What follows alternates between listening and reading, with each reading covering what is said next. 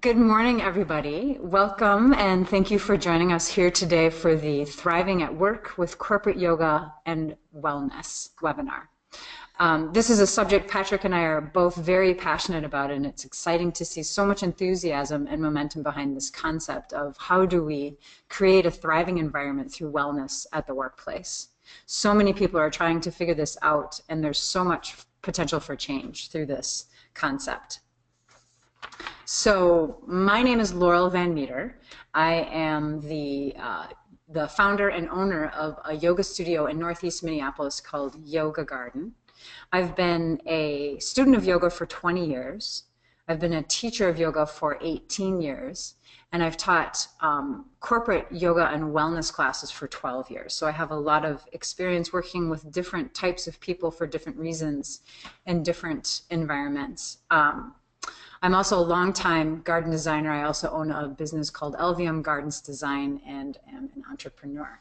I've invited my friend Patrick Riley to be here with us today. He's a longtime student of mine and a great advocate of wellness and yoga at the workplace. Laurel, thanks for inviting me to the webinar and great to spend some time with everyone this morning. And a little background on myself. I am an entrepreneur and an artist at heart, and I've been working in the employee engagement industry and space for about 20 years, working with some of the largest organizations in the world to help them understand what is that employee experience like, what does employee engagement look like at those organizations. And along the way, I created a company called Modern Survey, a startup based right here out of Minneapolis, Minnesota. And about 6 months ago, we were acquired by Aon Hewitt, which is one of the global leaders in employee engagement. Since that acquisition 6 months ago, I'm now a partner with Aon Hewitt, and we're taking the Modern Survey platform, all the incredible software and capabilities that we have to help organizations understand employee engagement, and bringing it to a global level. So we're now working with literally some of the biggest companies in the world. So it's a pleasure to spend some time with Laurel and to talk about how these areas of wellness and as we think about getting physical at work, how that's starting to directly connect with these really established practice areas like employee engagement and leadership and performance, and help you, all of us here today on the call, kind of start to map this stuff together. Thanks for being here today, Patrick. So I want to go through the agenda with what we're going to talk about today. We're going to define what it is we're here to talk about, so we're kind of all on the same page. So starting with wellness. What does wellness look like in 2016? Where are we now? It's no longer taboo or awkward or strange to talk about wellness in the workplace. It's something that is kind of expected, and we need to figure out ways to design programs that work. So where are we now? What are we moving toward? What does wellness look like in 2020? What does this look like 4 years from now? The future of yoga, or the future of wellness in the workplace, will include wearables, technology, and ways to measure how we're having success with different programs we're designing. And Patrick's going to talk a little bit more about that later on in the webinar. We're also going to talk about yoga in the workplace and why yoga specifically, and how can you design a program that actually works. We all have enthusiasm behind this, but as a wellness expert, I want to offer you guys some insight on how to design a program that actually works. So we'll be here for 30 minutes to talk to you about this, and then at the end we'll have some time for any questions you may have. And if you do have questions throughout the webinar, feel free to key those directly into the questions pane. And like Laurel said, we'll save some time to address those questions at the end of the webinar. Okay, so wellness, this is a word that like I said, we're hearing a lot about, but what does this actually mean? So if you Google the word wellness, you'll get a definition, something along the lines of it's the quality or state of being healthy in body and mind as a result of deliberate effort, which is a great definition, and that's absolutely true. But for our purposes today, and Patrick and I have talked a lot about this in our research and some of the speaking engagements we've done, we like to define wellness as a balance of health, fulfillment, and happiness. It's not a fixed state. It's something that you're always refining and moving toward. So it's really actually a process of fulfilling the potential of getting stronger and healthier as you make your way through. And I think it's important to understand this as a process. It's not something that you achieve and then you're good to go. It's something that you're in your individual life, in your work life, in your life with the people around you. It's something that's always growing and changing. And this is something that we've seen change. I know you're going to talk about this. There's the individual experience with this, which is kind of in many ways where this has come from, right? It's come from kind of how do we keep ourselves healthier. But it's become institutionalized, not in a bad way, in a way that organizations are thinking about this. They get it. So there's a benefit for the individual, there's a benefit for the organization as we think about making ourselves healthier. And like you said, those ideas of just being more rounded and grounded as a person, both at home and at work. So it's an exciting time for those of us who are passionate about this and want to really make a difference at our organizations. Yeah, and I think really good point. I think it's also within that. So we've done this a lot as individuals, and now we're trying to do this corporately. So where are we now, and what does the future state of wellness look like for us moving forward? We know what that looks like individually, but now how do you do that for a corporation? Right. We'll be chatting about that quite a bit. So there's an individual component, a group component, and what it looks like for the corporation overall. Okay, so this is my favorite thing to talk about, which is yoga. You've had a little experience here. I have a little experience with this. So it's really fun to talk to people about this because everybody has specific ideas about the word yoga and what it means. And so when you ask people to define yoga, a popular definition is they talk about the postures, the flowing sequences, maybe meditation and breath work. It's associated with the concepts of balance, peace, and tranquility, which it absolutely is, all of those things. But the way I look at it and the way I defined it is yoga is connection. It means to be connected or engaged. Okay, so when we practice yoga, when you get on your yoga mat, we move through these different shapes, these different asanas. We practice meditation and breath work so we can turn towards ourselves. We make our way through practice on our mats, and we get the benefit of becoming more physically fit that we're all after, which is a huge part of wellness, obviously. But we also cultivate the experience of staying connected to ourselves while we're challenged, while we make our way through. We flip these yoga poses inside out. We turn them around. We twist. We go upside down. We do back bends.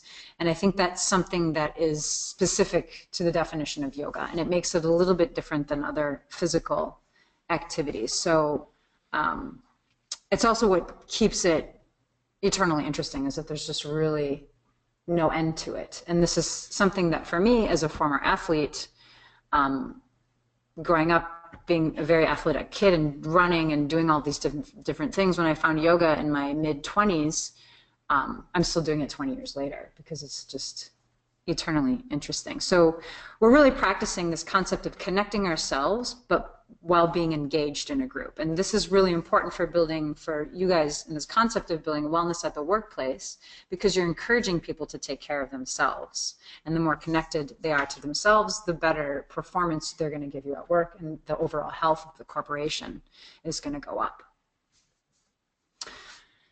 Okay, so why is this so important? Patrick, do you want to talk a little bit about these? So this is why you brought me over here, because I'm the numbers guy. He's the numbers guy. We do a lot of research to understand, how engaged our employees at their workforce. Turn this into some real metrics so we can kind of measure and understand, and then build the business case for why the stuff that probably intuitively makes sense to us, why it actually works. There's 3 statistics up on the screen here. On the left, we see the percentage of employees who are disengaged at the workforce. 57% of employees in the U.S. are checked out of their jobs. So the formal definition of employee engagement is psychological investment in an organization. This means that more than half of workers in America are not feeling connected to their work. So this is a huge problem, and also a huge opportunity to design great programs, across the enterprise that directly address the ideas of engagement. And our thesis here is that bringing the physical in is one of those things to think about. And as we think about wellness programs in general, these are important things to think about. The other thing is that we're really stressed out. So this is a stat that came from the Harvard School of Public Health, a study from 2014, and they learned that 49% of Americans have had what they define as a stressful event in the last year, either at home or at work. So the takeaway here is that as a culture, as a country, we are stressed out.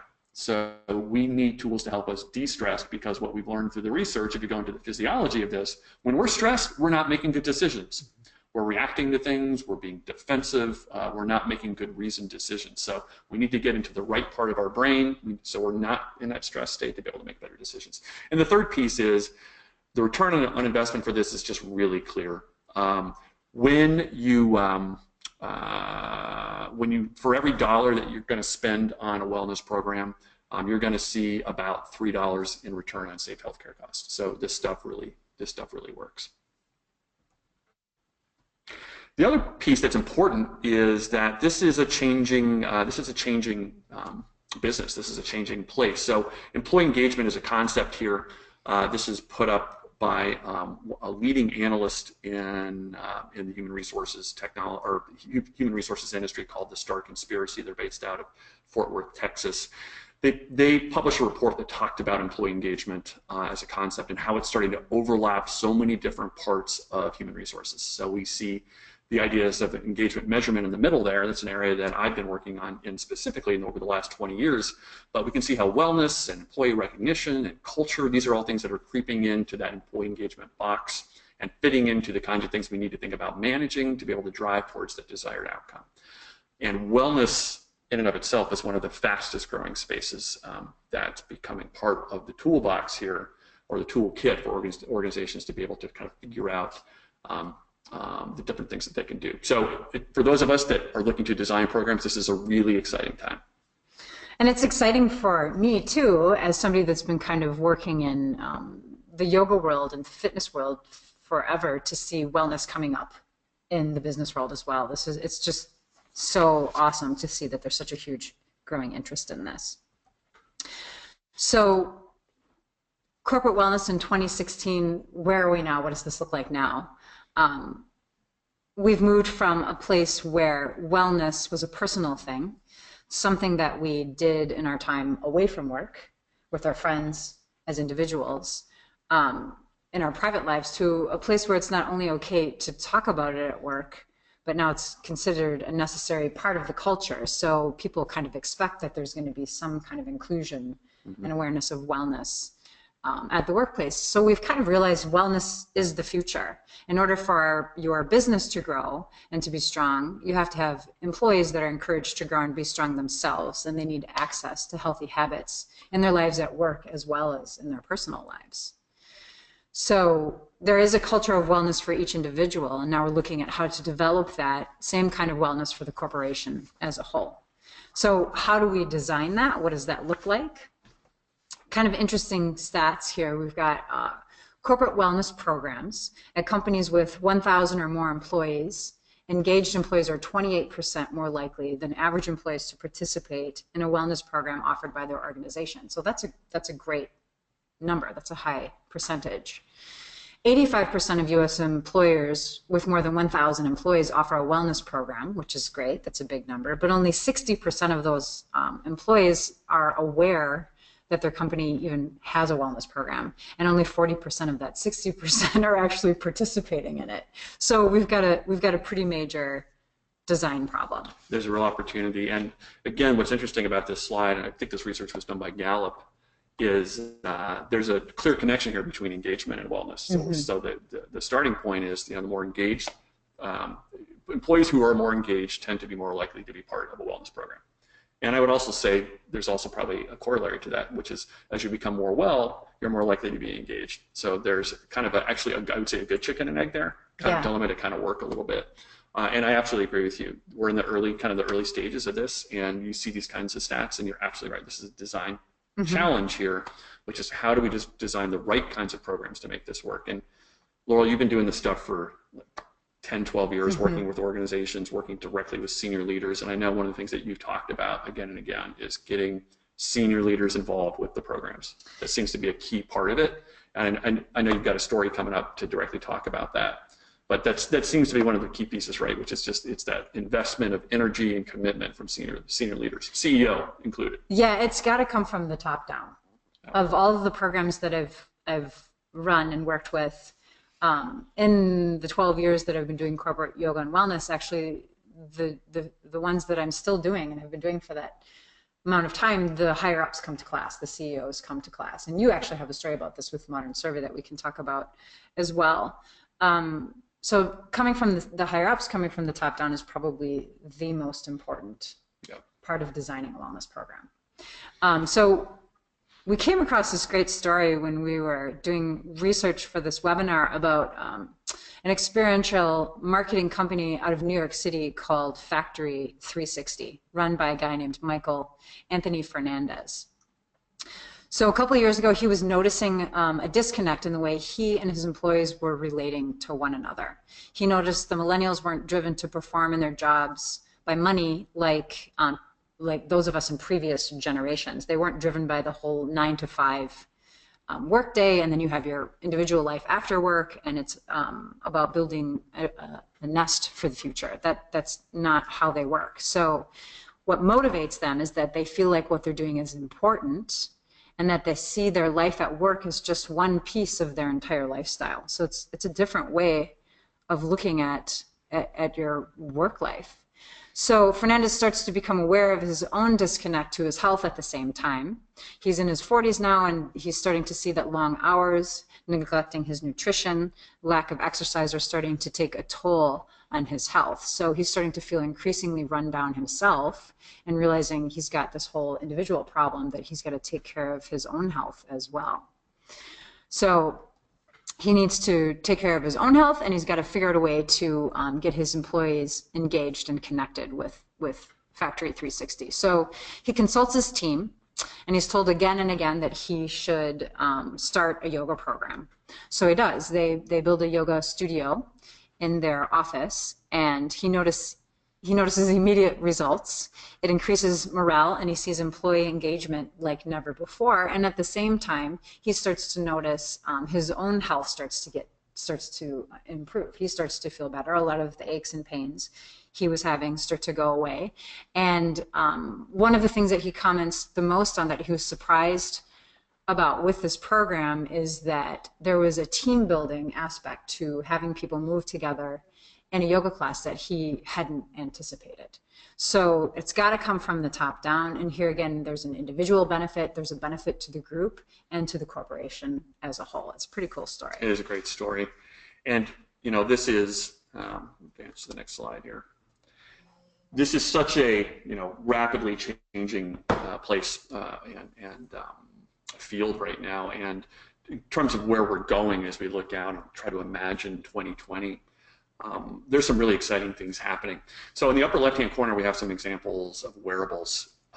I've been talking about this as a speaker now for a couple of years, something I'm really passionate about, that we are going to be moving into a design phase and an experience phase with wearables that's going to be significant, significant part of how we live. And it's going to move from that kind of clunky thing we have on our wrist to something that's integrated in our clothes. It's going to be giving us feedback. How stressed are we? So you see some examples of kind of sensors that might get a sense of, are we perspiring? Are we stressed out at work? It's also going to give us cues as well. So the clothes may give us cues if our posture starts to slip. Maybe there's a subtle little buzz that happens. Oh yeah, I'm doing it right now. I'm sitting up straighter, because we just tend to fall back into our chairs naturally over time. You forget about your physicality. You forget about your physicality. So they're going to help us stay more connected with that. And then the wearables devices themselves, you see an example of that below. Again, it's going to keep expanding as well. They're going to be connected with our clothes, and it's just everything's going to become much more fluid. The other part is we're designing workplaces differently and really thinking about the physical. And Laurel, you talk about this so much, and it's just so great, which is it's okay to bring the physical into work. It's okay to grab a basketball and bounce it around, go for a walk, do some yoga, get people moving. I mean, the research on this is so clear. Sitting at your desk all day long is bad for you, right?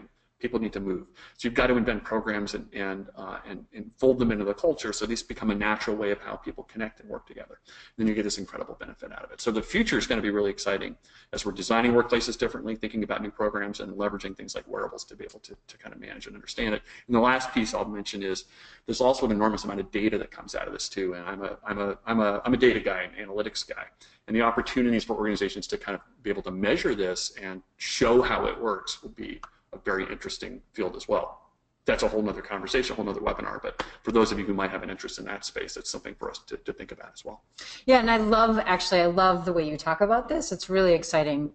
for me too, because as you said, I talk a lot about this concept of returning to the physical, right? And the way you are positioning yourself at your desk, way you're standing at your standing desk, all of this stuff has an effect on your energy and your well-being. And it's wearables and technology is just an awesome way to start to get a look at what that's gonna be in the future. Okay.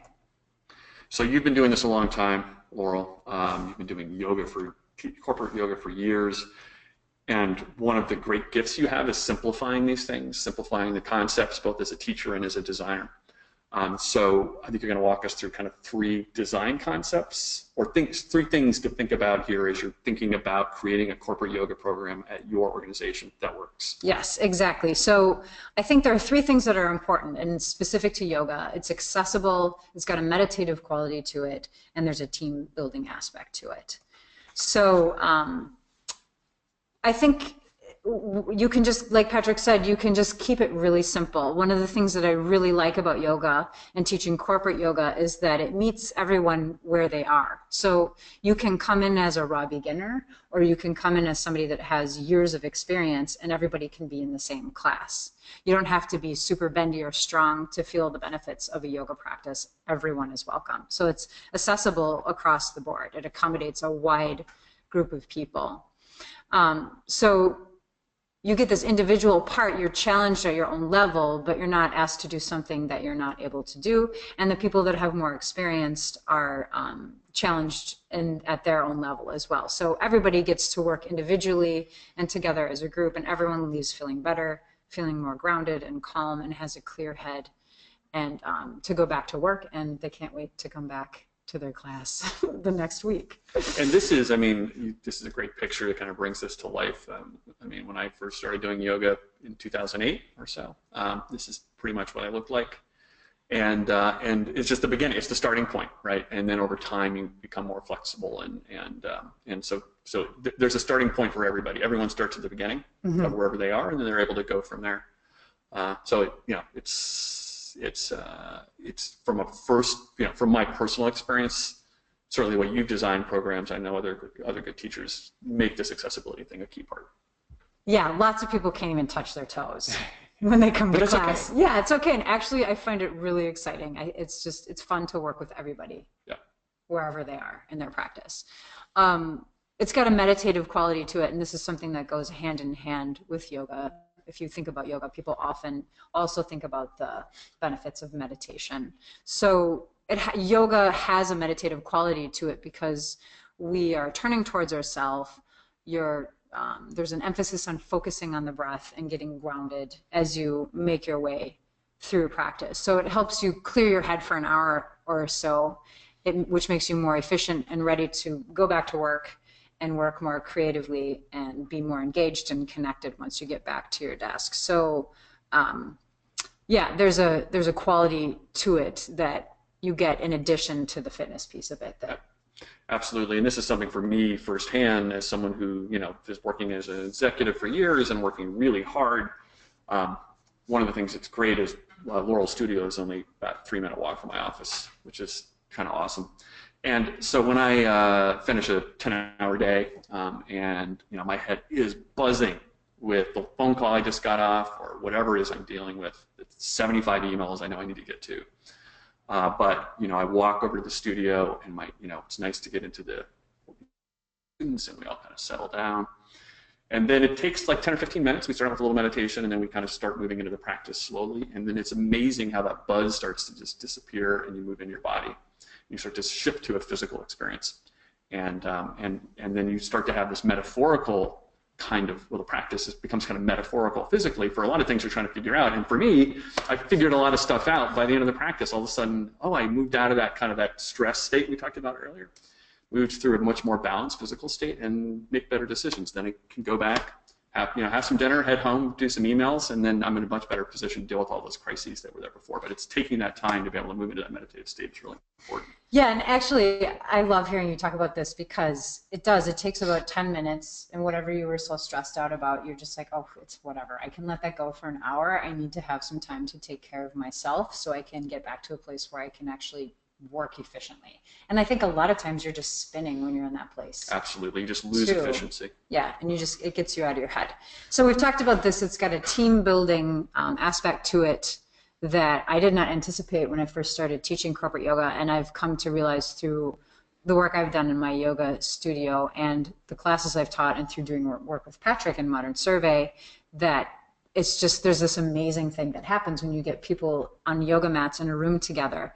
Once they start moving and making their way through a practice, they just start to move together. They just start to sync up.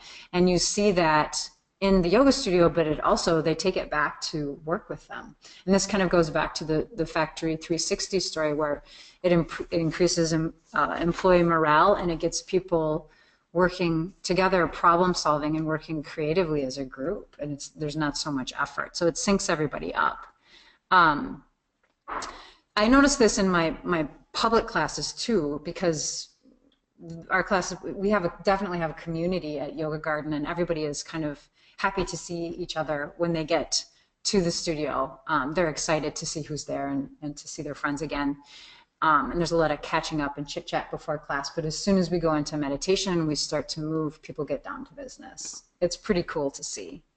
And you've kind of seen this with your people coming back from Yoga Garden after their noon hour class. Absolutely. So, right, we have a set of, we've had a corporate yoga class on Modern Survey for over a year now, maybe a year and a half. And it's really interesting to watch the team walk over to the studio, and they go for an hour. I think it's usually around 11 o'clock on Thursdays.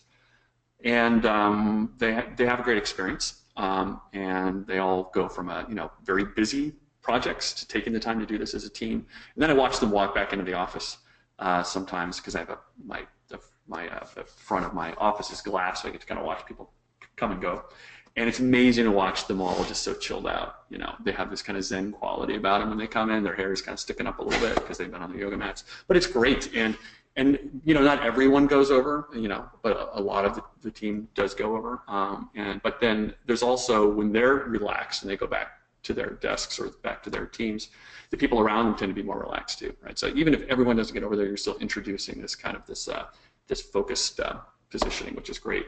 And the research supports this too, Laurel. There's a study done by Google, and I saw this presentation in San Francisco this spring. They did a bunch of studies to figure out the teams at Google, the ones that were the most productive, the ones that were doing the most amazing work with building software, just doing incredible things. What were the factors behind that tended to directly correlate with those kinds of outcomes? They looked at leadership, they looked at employee engagement, they looked at all the kind of typical things. The most significant factor that they found was psychological safety, meaning when teams have a sense of psychological safety, they're more likely to be high performing and to do great things. It's because they feel, and that psychological safety is defined by physical security, team security, meaning you're confident to be able to put forward an idea, don't feel like you're going to be judged on it. It's a safe place, right, for you to be able to do your work. A yoga experience directly lends itself to that, because you've got a team having these kinds of experiences to kind of build on that psychological safety, which can then directly connect with high performance. This stuff really works. It really works.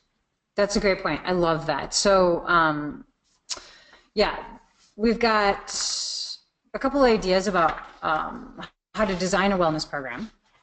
And so I think your idea here is we're almost done. We've got a few minutes left. Yeah. What are the 3 things that everyone in the webinar can take away with them here, right? So things as you're thinking about creating a wellness program, what are some kind of 3 key things you can think about?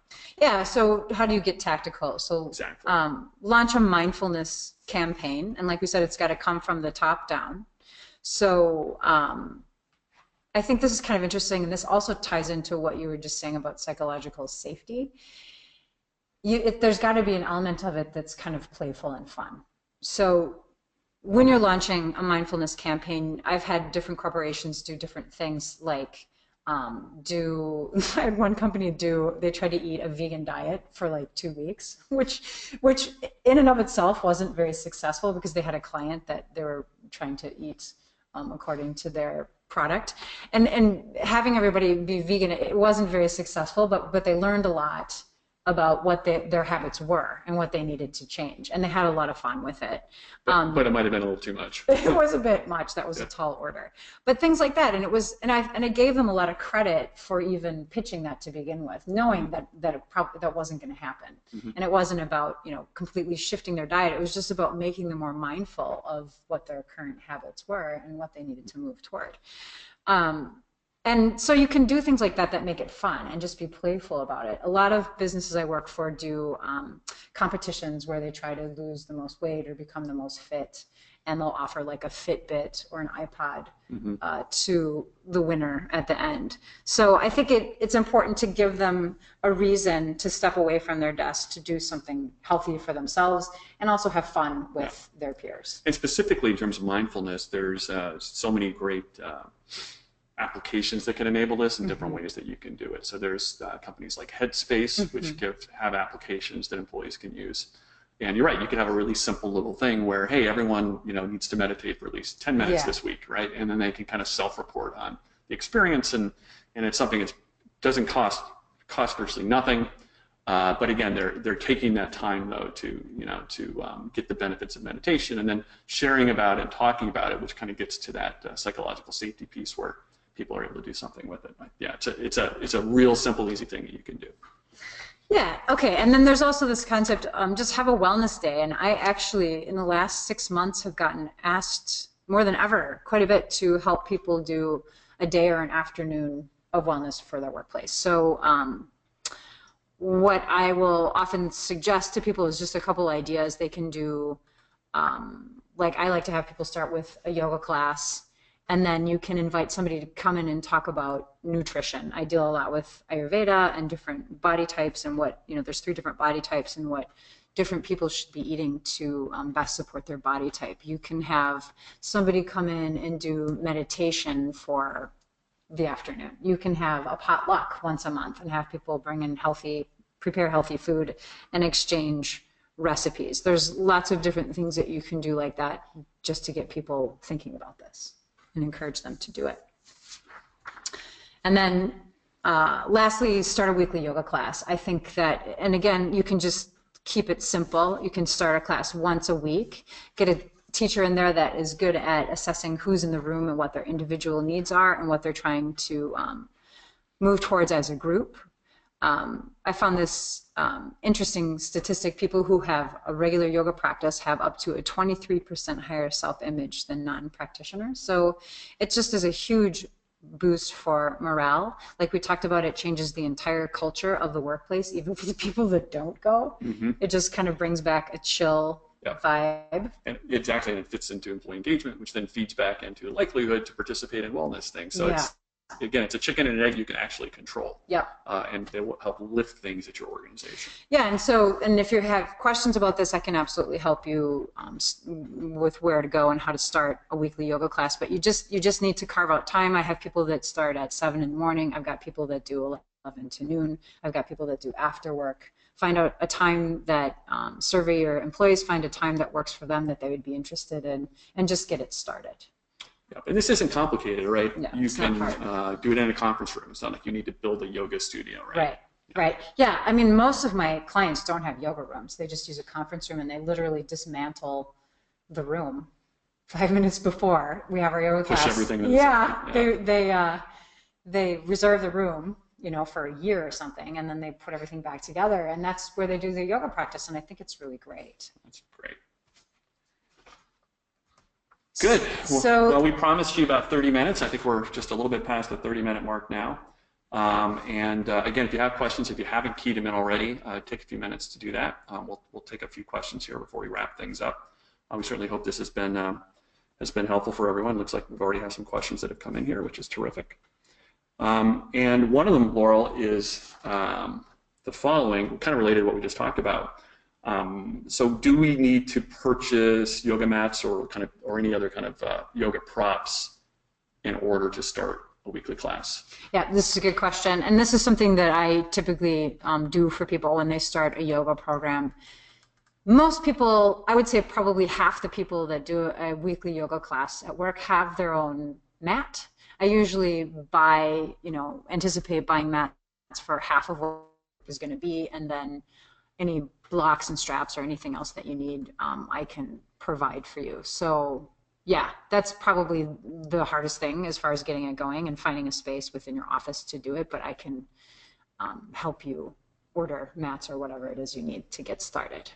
Perfect. Here's another one that came in. My company has attempted to run a yoga series each day for 30 minutes during lunch using a DVD series. The turnout was mostly younger generation. Those more seasoned in their career were less apt to join us for yoga, and eventually the series came to an end due to a lack of attendance. What would you recommend to encourage better attendance in a daily workplace yoga practice, particularly at a company with mostly 40-plus-year-old workers?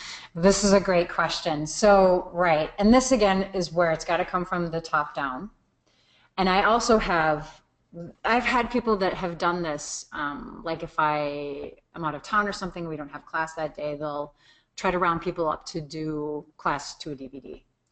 And I think the problem with it is it goes back to that idea of engagement and connectivity, because you don't have somebody in front of you building the energy to take you through a practice and dealing with the individual needs of the group. It's just not the same. It doesn't build the energy, and there's just not a lot of momentum behind it. Well, it's leadership. It's right? leadership, yeah. So you've got to have, and this is why I think there's always going to need to be, with all of the advancement we have in technology and DVDs and online yoga, why I'm still able to run a yoga studio, because you need to connect. You need to have an expert there that can tell you what you're doing and how to do it differently and support you in moving in that direction. And if you don't have that, it just kind of peters out. I've been asked this question before, and I don't know. I usually end up running the program for them because there's no momentum behind doing yoga to a DVD. It's just not as inspiring as having somebody in front of you that's excited about what they're doing and knows the ins and outs of it and can tell you why you're doing what you're doing and how it connects to your personal life, your life at work, and why it's important. So that's a great question. Yeah, thanks for that answer. And we have one more here. Do we need to consider any kind of paperwork or release forms in order to have employees safely practice yoga at my company? Yeah, and that's again something that you can find these online. I can provide them for you. Yeah, you definitely need to have people sign a release form. I usually do like a release form and a student profile, just even that to start the process of people thinking for themselves why they're involved in this and why they're doing it to get the program started. Good. So thank you for being here today. It's my pleasure. It's been a thrill to talk about. Yeah, it was great. So yeah, and if you have questions for either Laurel or for myself, feel free to reach out to us. Laurel, I think you probably dropped everyone an email before Yep. So you can field any questions and get those directed accordingly. I know, just to do the soft pitch for Laurel, if you're interested in corporate yoga, she's amazing. Feel free to reach out to her directly. And if you have any questions about employee engagement or other kinds of talent analytics, happy to chat with you about that at your organization as well. It's been a real thrill meeting with everyone today. All right, well, have a great day, and we'll talk to everyone soon. Take care.